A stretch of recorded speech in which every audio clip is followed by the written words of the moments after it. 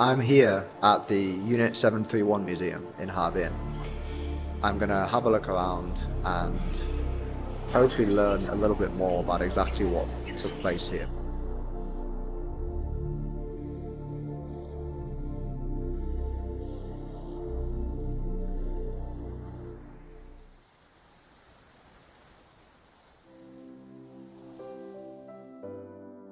This is Jack Forsdike, a British vlogger living in Harbin in China's northeast Heilongjiang Province. A student of history, Jack was curious about what happened on the land where he resides.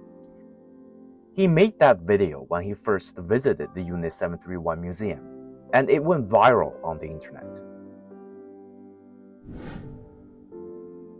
As a young foreigner coming into China, I don't think that's the people's interest or priorities when they visit China or live here. I think most people would prefer to visit Beijing or see the glamorous city of Shanghai or all those natural all those natural or historical sites. Why did you go there? It was quite important to me to actually go and check that out and to really get a feel of just how this area suffered under Japanese rule. And also because, similar to how my grandfather fought in the World War, it's also part of my wife's family history. So I think this is history that is still very personal to us and it's still part of our daily lives. So for me, it's very important that we don't forget it and that we also help more people understand it should they be interested. Jack's grandfather, Harold Forsdike, dropped bombs over Nazi Germany. As a deputy squadron navigator officer in the Royal Air Force, he took part in dozens of operations in the Second World War. So this is a letter addressed to my grandfather. You can see his name here, Flight Lieutenant Harold E. Forsdike. That's my surname, Forsdike. And this was actually a letter given to him on behalf of the King. So George there is King George. And then this is a letter written by his squadron commander. Here he's got a total of 153 hours flown on missions, on operations. So it's 153.21 hours. And obviously the number of sorties carried out was 31. And then appointment held, which was his job on the aircraft, which was navigator. The Second World War was the deadliest conflict in human history. 70 to 85 million people died. $1 to $4 trillion were lost across Europe and Asia. Infrastructure, industry, and agriculture collapsed. It was widely considered to be one of the darkest periods in human history. How do you see that war? In general, poverty often can lead to a lot of political ideologies that are very extreme, either on one end or the other. And I think that's very clearly what we saw in Germany in the 1930s. Adolf Hitler obviously was somebody that also spotted that and used that to his own end. He knew that the German people were suffering. He knew that the German people wanted more. And I think he took advantage of that need and showed them a way that they believed could help Germany become more powerful. And I think that, therefore, helped spur quite a dangerous ideology of Germany wanting to return to its previous level of more power and more economic freedom without all of the sanctions that it faced after World War I. The historical legacy of the First World War, the impact of economic crisis, and major powers' appeasement policies jointly led to the outbreak of the Second World War. Of course, the most important factor was the rise of extremism across the Eurasia continent. As we were chatting away, Jack's wife Nora sat outside the camera's view, quietly observing everything. As Jack said, her family once lived under an extreme ideology, Japanese militarism. I asked her if she would be willing to share her story with us. Luckily for us, she did. It was about her grandfather's experience living in the Japanese-occupied Shenyang in China's Liaoning province. He was born in 1929, and I think at that time he was 11, 12. So he finished the elementary school. That's all his education. But during his elementary school, he was taught in Japanese. So he said to me, like, every day he needed to bow to the Japanese emperor. So what was your grandfather's assessment of that period? He didn't say that much, I think, because at that time it's very trauma for him. At the age of 10 or 11, he lost his both parents, and he had to separate with his brother. And a lot of people in his family is gone. So, but I think it's also it's a basic situation for everyone at that time. So there wasn't that much time for him to accept, like to absorb these feelings. He just needed to accept these things, and just life must go on. Has he ever shared with your father what it was like living in that kind of an era? I mean, it's hard for us to think about it. Yeah. At that time, I don't know, I don't think anybody can escape the possibility of somebody attacking you on some random day. Yeah.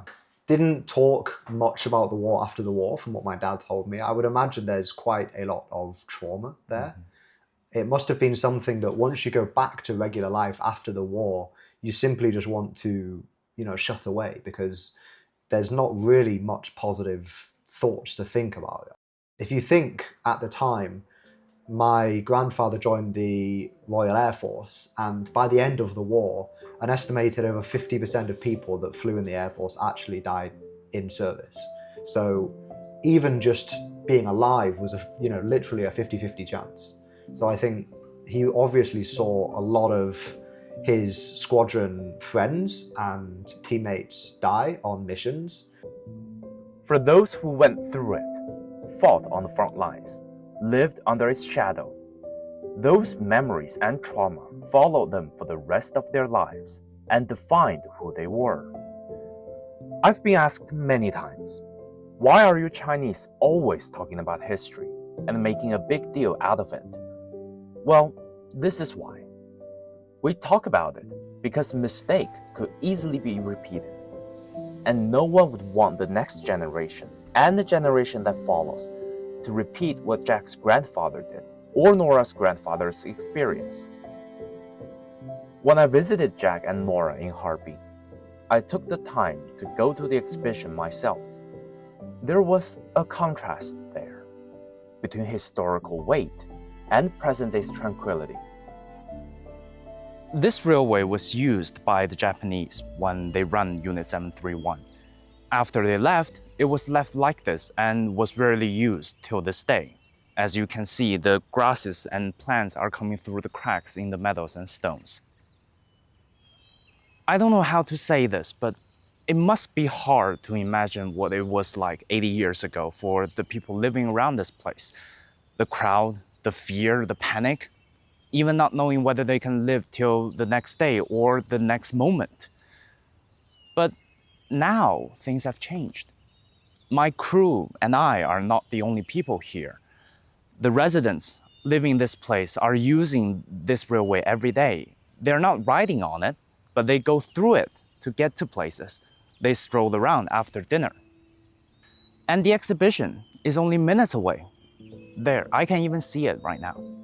And over the horizon, the buzzing city. I asked Nora what life was like for her grandfather after the war, what it was like surviving that.